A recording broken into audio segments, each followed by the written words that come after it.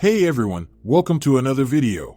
Today we're going to talk about issue number 4 of The Fall of the House of X, written by Jerry Duggan. But before we dive into the story, I want to ask you to please leave a like and a comment to help the channel grow. Now this issue picks up with the elder mutant himself, Apocalypse, standing ready for battle. For the sun is setting in the American Southwest as a ragtag team of Iraqi and deported Krakoan mutants have arrived on Earth in just the nick of time. And when we see this Omega-level mutant, he is covered in blood, but the crazy part about it is none of it is his, for he fought through the best that Orchis had to offer. And at the end of the battle, it wasn't nearly enough for him, for he was giving no mercy. Because his cavalry has arrived too late to aid Juggernaut and Krakoa. For the machines were nearly finished torturing the living island to death. So as Krakoa arms were severed from his body by 2 sentinels, a third one stood ready to deliver the fatal blow, but in a twist, a blade was driven through its back. Because, as long as the massive heart of Apocalypse beats, then the mutant people still have a chance. Because compared to a god, the machines are just weapons of cowards. And on this page, we see just how mad a god can become, as Apocalypse goes completely in on the sentinels. And during this battle, Apocalypse makes sure to point out just how frustrated he is with how badly the mutants have been led astray since his departure. Because he says, the pampered and perfumed so-called leaders of the mutant nation didn't just abandon Krakoa. They also allowed him to starve while they played both sides of the war. And that wasn't it, for they also hid in mansions and scurried about like rats inside tunnels. And because of their weakness, their once great home is dying, which is something Apocalypse refuses to let happen as he drains his blood and life force into his old friend. Now, while that is going on, at the same time on the moon, Cyclops just got beaten down by Nimrod. So as he started to say his goodbye to Emma, Nimrod teleported away. Just in time for Magic to teleport in. So as Magic outstretches her hand, Cyclops informs her it's a trap as he returns to his feet. But see, Magic was completely aware of that, which is why she wasn't intending to stay long. Because as soon as she had him in her arms, she immediately teleported from the area. Because right when she left, Nimrod set off an explosion that was made to eliminate both Cyclops and Magic. But the bomb was just a moment too late. But see, that was of little concern for Nimrod as he floated in space, because the killing machine could be in multiple places at once, and there was no way the mutants could account for that, and to make things worse, the AI's secret weapon to purify all the life on Earth was rising. For the Sentinel city was going to use the power of the sun to do its dirty work. So as he watched his city approach the sun, Nimrod received a message from Omega Sentinel, asking him to return back to Earth, because she has a visitor who wants to speak to him. And that visitor is none other than Charles Xavier, and he comes with an offer that Nimrod would want to hear. Now the conversation between Nimrod and Charles is explained over a data page, and on this data page we learn that Charles is pretty much surrendering to the AI. In fact, he goes as far as to say that the mutants will stay on Krakoa and not interfere at all with what the AI has planned in return for their lives. Now, this right here is a pretty big deal, because what they are establishing is the mutant gardens that were seen back in the House and Powers of X comics, in which the machines ruled.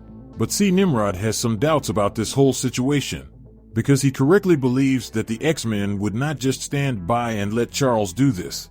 But that is when Charles tells him if they were to act against Nimrod or reject him, then Nimrod has free range to teach them a lesson. And just to seal the deal, Charles let Nimrod know a little bit of information.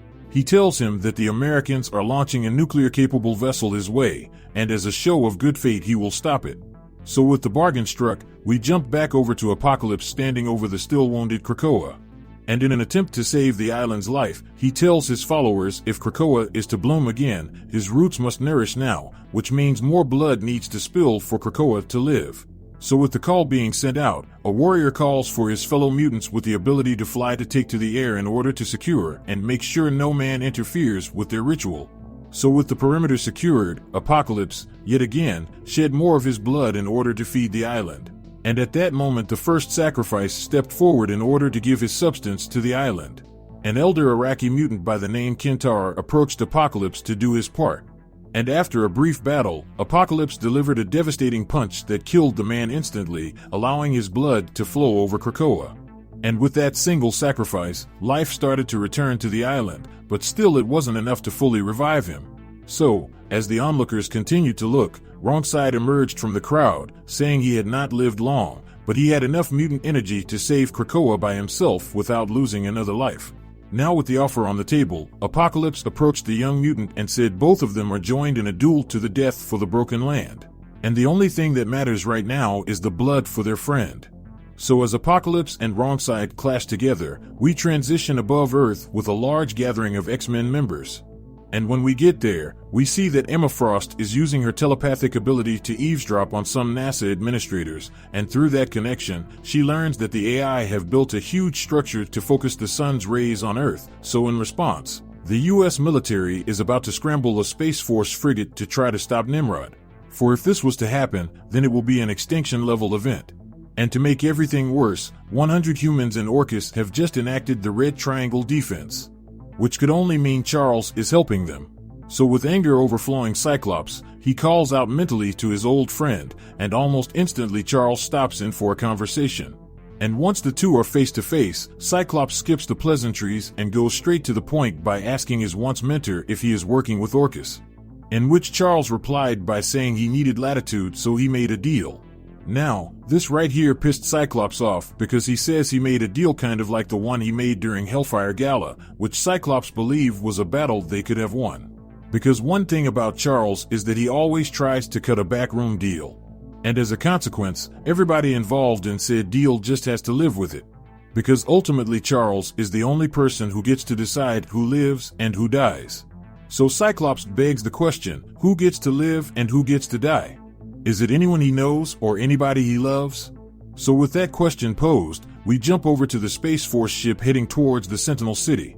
And as the ship is making its way, Charles tells Cyclops that he won't apologize for what he has done and what he needs to do, for right now, he needs Orchis to trust him in order for mutants to survive, at least for now.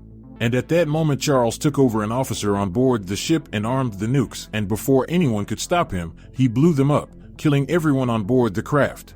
So with the US military ship gone, the pressure to stop Sentinel City fell solely upon the X-Men. So with the heat on, Cyclops tells his friends what just transpired. And he goes on to say this isn't enough X-Men, but they have to do with what they have. So with that out there, Scott asked Manifold to get ready to take the station to Sentinel City, for they have to destroy it right now. And as for Emma, he begs her to go back to Earth, because if they were to fail, she would be the last person alive strong enough to stand up against Charles.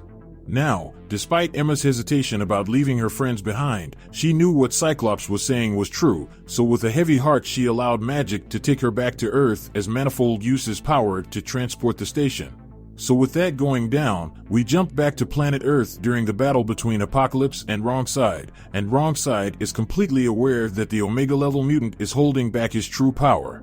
Now the reason why Apocalypse is doing that is because Wrongside reminds him of that lost land and the man he once was, because Wrongside still holds wonder in his heart. And above all, he treasures life. But in order for Krakoa to have life again, it would require Wrongside's death.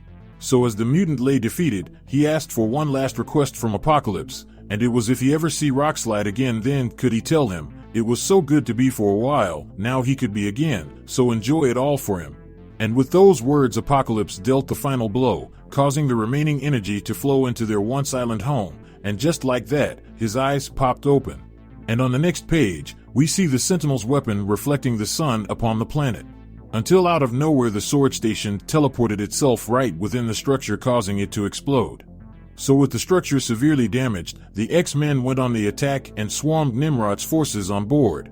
And during their onslaught, Omega Sentinel tells Cyclops there is no way they can win, for they just turn minutes of suffering on Earth into months or even years. So with that said, on the next page, we see Nimrod take down Colossus, Rogue, and Gambit all at once before moving on to Cyclops. So with the first wave of X-Men defeated, Omega Sentinel tells Nimrod about their current situation, for Nightcrawler was on board the Sentinel City and was sabotaging their repair efforts. But see, that was the least of her concerns, because a powerful storm was heading their way and it didn't originate from the sun. For the Queen of Araco, and the goddess herself, Storm was charging head first in their direction, ready to raise hell on Sentinel City. So with that said, this issue of the Fall of the House of X come to an end. But anyway, down in the comment section below let me know your thoughts about this issue and what predictions you could have moving forward. So with that established, I hope you enjoyed this video, and please don't forget to leave a like and a comment if you want to see more videos like this. Thank you for watching, and I'll see you in the next video.